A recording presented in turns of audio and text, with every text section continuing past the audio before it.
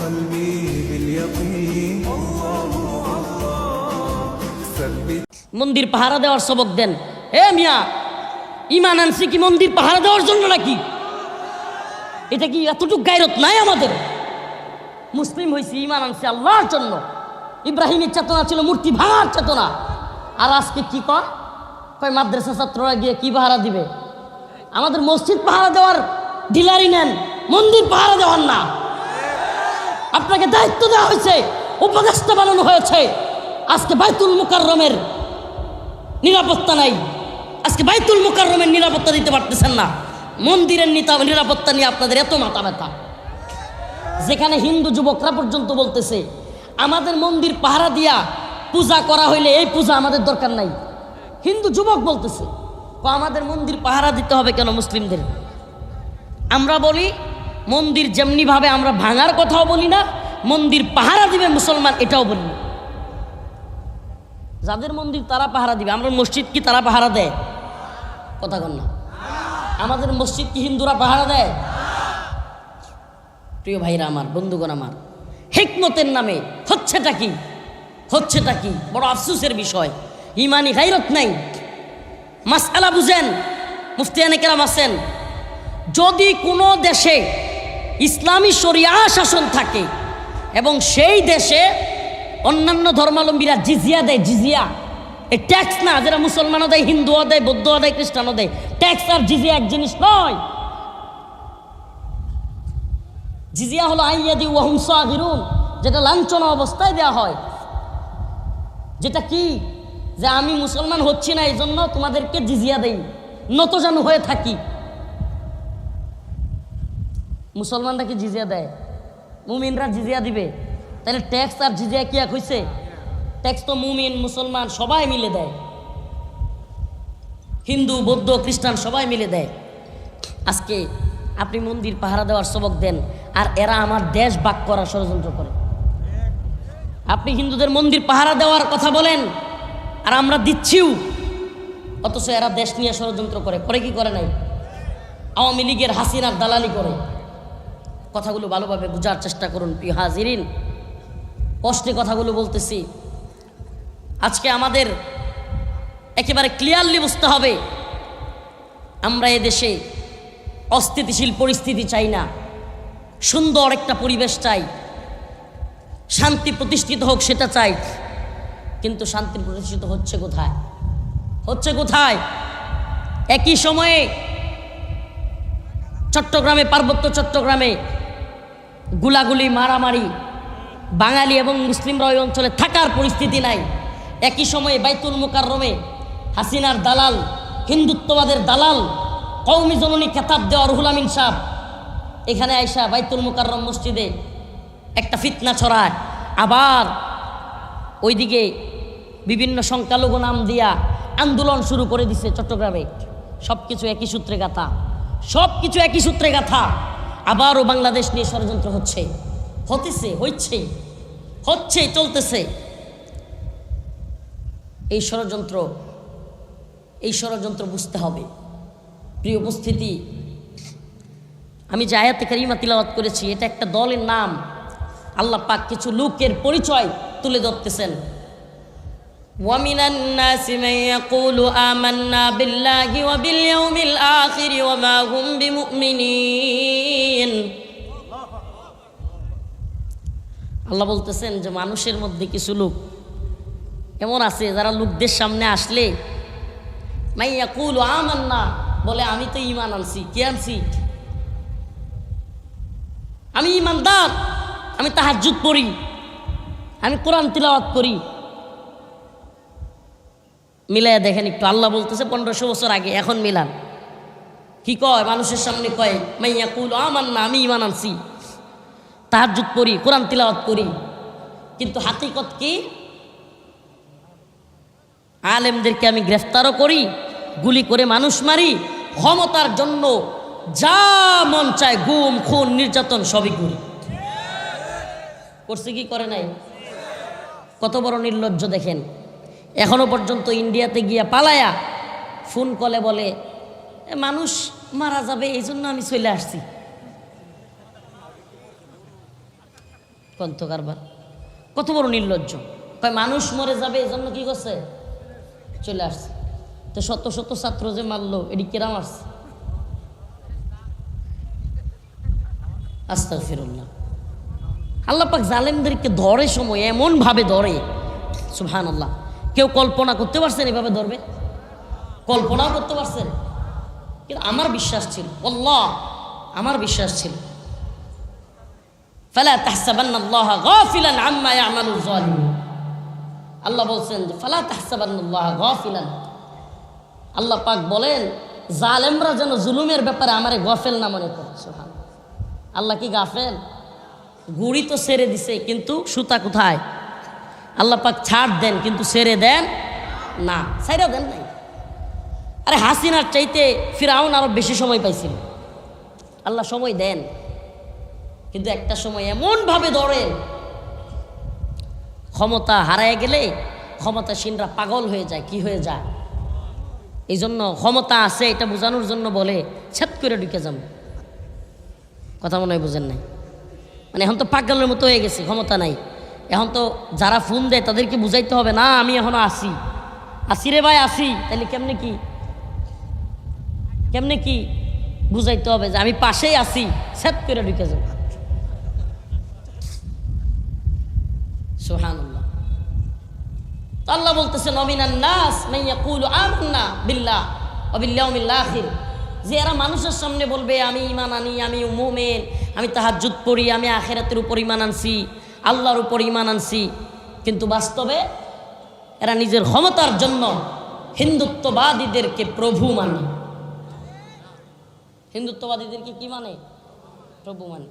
এদেরকে যখন বলা হয়, আল্লাহ বলতেছেন ওয়াইদা কিলা লাহুম লা তুফসিদু ফিল আরদ, তোমরা জমিনের মধ্যে ফাসাদ সৃষ্টি করো না, মারামারি করো না, জমিনের মধ্যে বিশৃঙ্খলা তৈরি করো না, তখন এরা কি কয় জানেন?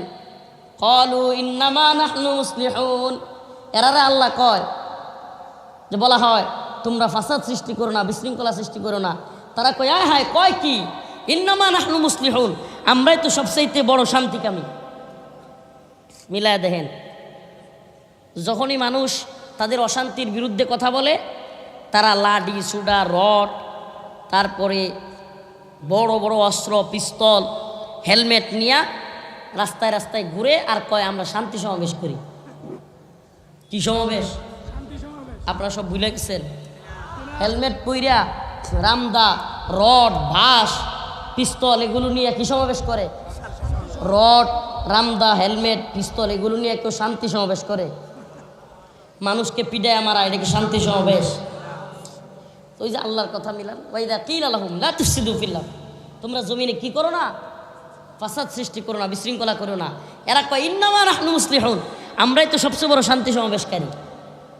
আল্লাহ বলে আলা ইন্নাহুম হুমুল মুফসিদুনা ফিল আরদ, জেনে রাখো এরা শান্তি সমাবেশকারী নয়, বরং এরাই সবচেয়ে বড় ফাসাদ সৃষ্টিকারী। এখন কতগুলো তো পালাইছে, যেগুলো পালাইতে পারে নাই এরা দেখবেন গাপটি মেরে বসে আছে আর খালি গুজব ছড়া। কি করে? হেরা আগে কইতো গুজব গুজব, এখন এরা হয়ে গেছে গুজবের মেশিন। এত গুজব ছড়াচ্ছে, দেশের মধ্যে একটা অস্থিতিশীল পরিস্থিতি তৈরি করার জন্য আবারও প্ল্যান করতেছে। আমাদের প্রবলেম কি জানেন? আমরা যারা গার্মেন্টস ওয়েটারে জব করি, চিন্তায় থাকি একটা ভাইরাল হুজুর আসবে, কিছুক্ষণ একটু দেখবো, তারপরে দুল্লে সেল্লে খায়া নামাজের খবর নাই, ঘুমায় যাবো, সোয়ালে অফিসে যাবো। যে ব্যক্তি ব্যবসা করে চিন্তা করে আর দূর হুজুর আইসে একটু কয়েকটা কথা শুনি, শুনে তারপরে ব্যবসা কালকে তো খুলতে হবে, ঘুমায় যেতে হবে। মানে রাষ্ট্র রাজনীতি কি হচ্ছে, আগামী দিনে বিশ্ব পরিস্থিতি কি হচ্ছে, দেশের মুসলিমদের অবস্থা কি হবে, তার কোনো খেয়ালই তার নেই। এই এক আশ্চর্য জিনিস। আমরা এত অসচেতন, সচেতনতা আমাদের নাই। প্রিয় উপস্থিতি, প্রিয় হাজিরিন, একটু সচেতন হন, একটু সচেতন হন। হিন্দুত্ববাদী ভারত আমাদেরকে নিয়ে খুব প্ল্যান করতেছে এই ভূখণ্ডে একটা অস্থিতিশীল পরিস্থিতি তৈরি করা। শোনেন, আপনাদেরকে একটা রাজনৈতিক কথা বলে যাই। বর্তমানে আবারও এদেশে শেখ হাসিনাকে আইনা বসানো এটার পরিস্থিতি আসলে নাই, কোনোভাবেই নাই। এখানে শেখ হাসিনাকে বসাইতে হলে মায়ানমার এবং সিরিয়ার অবস্থা হবে। কথা বুঝছেন? আমি মনে হয় বুঝাইতে পারিনি। সিরিয়ার অবস্থা কি? সিরিয়ায় বাশার আল আসাদ আছে রাশিয়ার সশস্ত্র সমর্থনে, কিন্তু কিভাবে সেটা ওপেন গুলি করে করে একটা সশস্ত্র অবস্থান তৈরি করে। যদি এখন এখানে ভারত শেখ হাসিনাকে রাখতে চায় এমন কোনো প্ল্যান করে, বাংলাদেশ হয়ে যাবে মিয়ানমারের মতো সশস্ত্র যুদ্ধ শুরু হয়ে যাবে, আর এই নিরস্ত্র আন্দোলন থাকবে না। অতএব শেখ হাসিনা আসার বা থাকার কোনো সুযোগই নেই। এটা হলো রাজনৈতিক পরিস্থিতি। তাইলে কি হবে? এদেশে এখন যেটা হবে সেটা হলো একের পর এক এই সরকারকে বিপদে ফেলে পরিস্থিতি উত্তপ্ত করে পার্বত্য চট্টগ্রাম নিয়ে ষড়যন্ত্র তৈরি হবে। এই সরকারকে বিপদে ফেলার যত ধরনের প্ল্যান আছে সব করবে। বিভিন্ন ধরনের দাঙ্গা লাগায় দেওয়ার চেষ্টা হবে, ধর্মীয় দাঙ্গা চেষ্টা করা হবে। আসলে দিন শেষে আমার আপনার কথা, আমার আপনার পরবর্তী রাজনৈতিক বিশ্লেষণ সঠিক হইতে পারে, ভুল হইতে পারে, কিন্তু রসুলের নির্দেশনা ভুল হওয়ার সুযোগ নেই। সুবহানাল্লাহ। রসুল তো বলেই গিয়েছেন, ইসাবাতান মিন উম্মতি আহরাজাহুমাল্লাহু মিনান নার, ইসাবাতুন তাগজুল হিন্দা ওয়া ইসাবাতু মা ঈসা ইবনে মারইয়াম।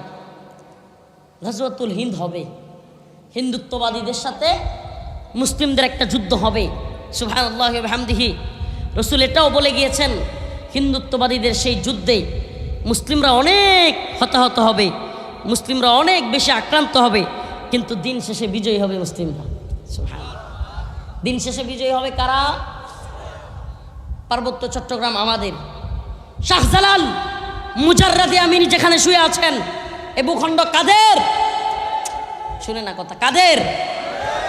আজকে আপনারা আমাদেরকে জজবাতি বলতে পারেন, আজকে আপনারা আমাদেরকে অতি উৎসাহী বলতে পারেন, আজকে আপনারা আমাদেরকে যা মন চায় তা বলতে পারেন, কিন্তু মনে রাখবেন, আল্লাহ কসম আল্লাহর, এ ভূখণ্ড নিয়ে ষড়যন্ত্র হলে সবার আগে হিন্দুত্ববাদীদের বিরুদ্ধে শাহাদাতের জন্য তৈরি হিসেবে পাবেন আমাদেরকে। সেদিন আপনারা আমাদেরকে বীর বলবেন, আল্লাহ কসম আল্লাহ, সেদিন আপনারা আমাদেরকে কি বলবেন?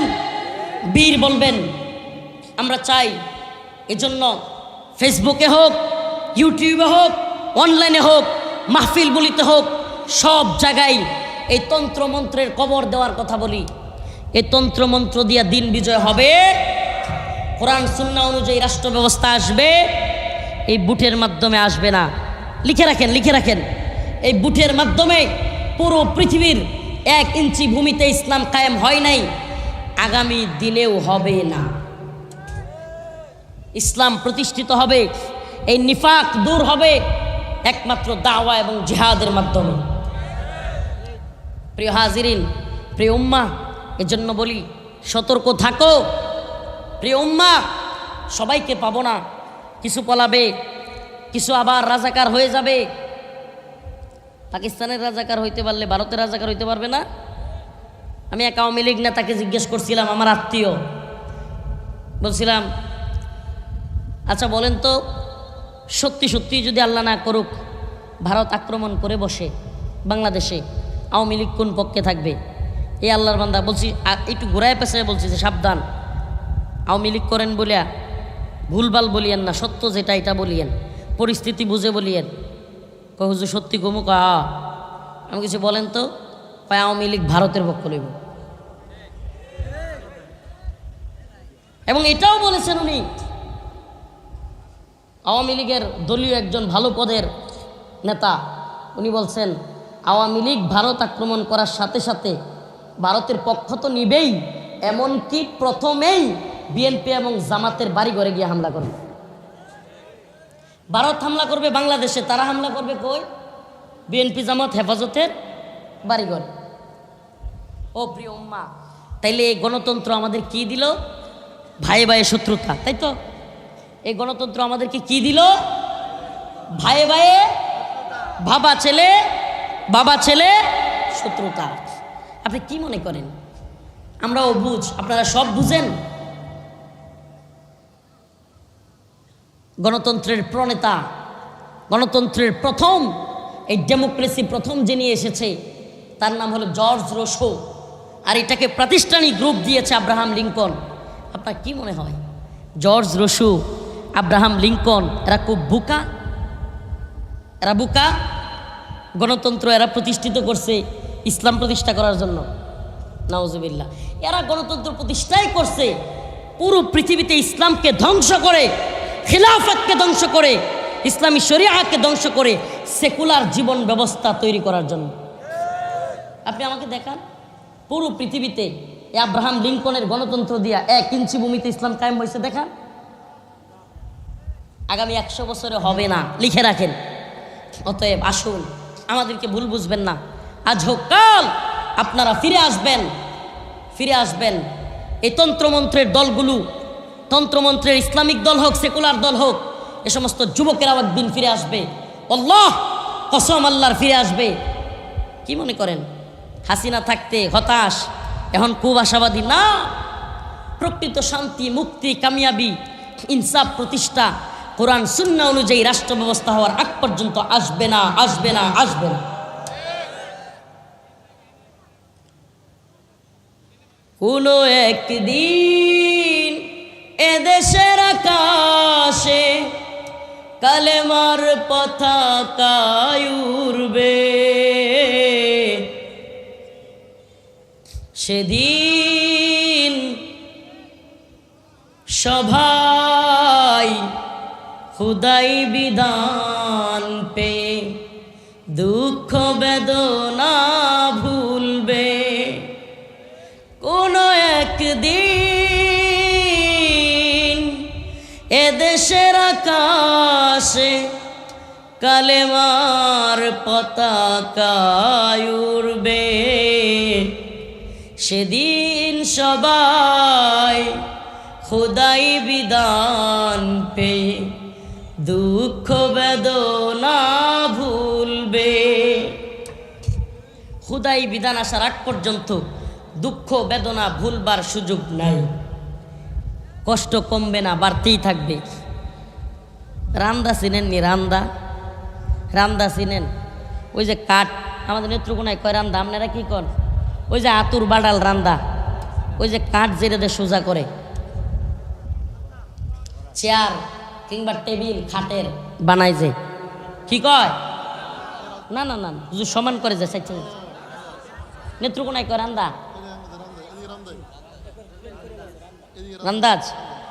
আচ্ছা যাই হোক, এনে মনে হয়, আমার মনে হয় নেত্রকোনা সঙ্গে লুকি বেশি রান্দা, বুঝেন তো? তো এই রান্দা দিয়া এক লুক চেয়ার বানাবে খুব সুন্দর কইরা। তো মিস্ত্রি নিয়ে আসছে, মিস্ত্রিরা বলছে রান্দা নিয়ে আসছে, খুব সুন্দর করে করতে চেষ্টা করছে, পারে না। যে ব্যক্তি বানাবে তার উঠছে রাগ, হয় নাই। আরেকটা শহর থেকে ভালো মিস্ত্রি নিয়ে আসছে, সেও চেষ্টা করছে, পারে না। তারাও বাদ দিছে। দেশের বাইরে থেকে মিস্ত্রি নিয়ে আসছে, চেয়ার সুন্দর করে বানাতেই হবে, সেও আইসা অনেকক্ষণ চেষ্টা করছে, পারে না। হঠাৎ করে সে রান্দাটা উল্টাইছে, উল্টায় দেখে রান্দার নিচে তেরা বেঁকা। সারা জীবন এই রান্দা দিয়া যত ভালো মিস্ত্রি ঘষা মাজা করুক, সোজা হবে? চেয়ার ভালো হবে? প্রিয় উপস্থিতি, প্রিয় মুসল্লিয়ান, প্রিয় উম্মাহ, ও আমার প্রিয় জাতি, ওই তেরা বেঁকা রান্দা দিয়া যেমন সারা দিন ঘষলে সুন্দর চেয়ার বানানো সম্ভব নয়, তেমনিভাবে এই আব্রাহাম লিঙ্কনের প্রণীত এই গণতন্ত্রের ধ্বজাধারীদেরকে দিয়া যতই সরকার পরিবর্তন হোক, ইসলাম দিন কখনোই সুন্দরভাবে প্রতিষ্ঠিত হবে না, হবে না। অতএব দাওয়া এবং জিহাদ, কোরআন সুন্নাহর দেখানো পথ, এই পথে শান্তি, মুক্তি, কামিয়াবি।